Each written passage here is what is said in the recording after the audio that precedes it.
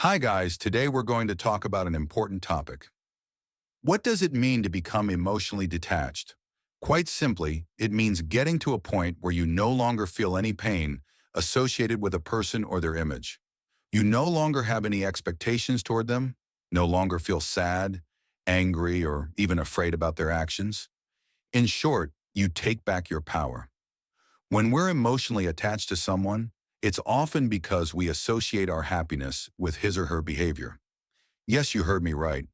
When we're emotionally attached to someone, it's because we associate our happiness with his or her behavior.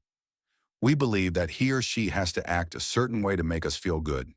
But the problem is, when things don't go as we imagined, we suffer. When there's a gap between our image of the person and reality. This could be an unreciprocated love, a person who makes you hope that something can happen, or a toxic parent.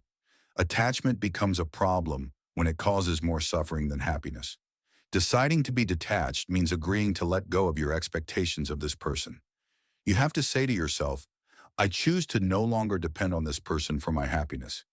This decision must be clear and firm. If you leave space for doubt or the desire to go back, you'll remain stuck in suffering. As long as you're trying to change the other person or still hoping, you're still attached. Don't worry, I'm going to help you because I know you're having trouble focusing on your personal life. You're no longer enjoying the present moment. You're less and less cheerful, and you're having a hard time getting your life back on track. Before going any further, please subscribe and help me reach 100 subscribers before January 1st. Enjoy. When you're going through a period of detachment, your emotions can become crushing, creating a mental fog that's hard to break through. The first step is to learn to recognize and welcome these emotions. I know this is difficult for men, but it must be done without repressing or judging them. Feeling sadness, anger, fear, or nostalgia is natural and human. Ignoring these feelings or pretending they don't exist will only prolong their hold on you. Take a moment to sit down in a quiet place, alone, and connect with how you really feel. If you feel like crying, let the tears flow. If you're angry, try to verbalize that frustration, whether by writing, talking, or even shouting. The important thing is to let these emotions flow rather than holding them back. You can also write down your thoughts. Grab a journal or a simple sheet of paper and jot down everything that pops into your head. It doesn't matter if it seems chaotic or repetitive. Writing down your emotions can help you better understand what you're feeling and gently release them. Once you've recognized your emotions, imagine them as waves. They come, they peak, then they recede. Learn to let them go without holding on to them. Now, if you've already talked to a friend, he's probably told you to focus on yourself.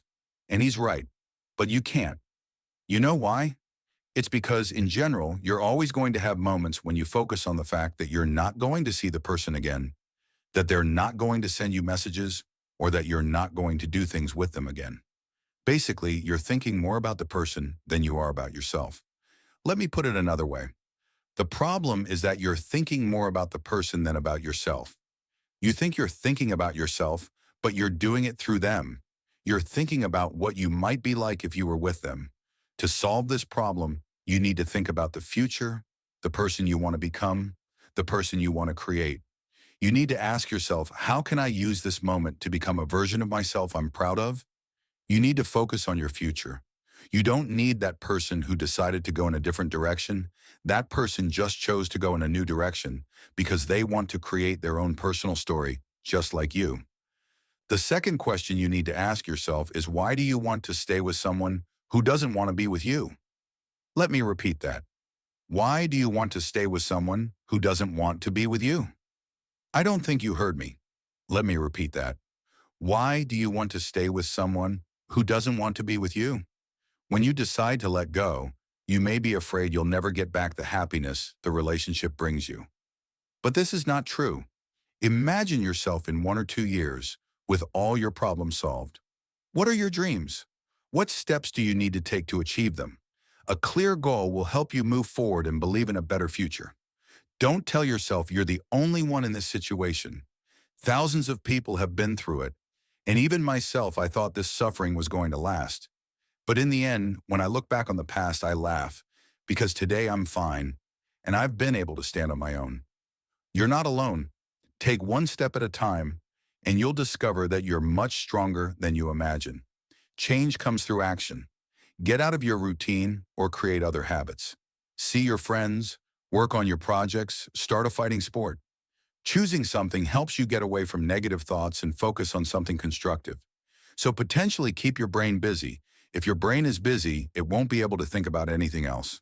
I hope you enjoyed this video. If so, drop a like, subscribe, and leave a comment. If you like these topics, I recommend you watch the other videos on my channel.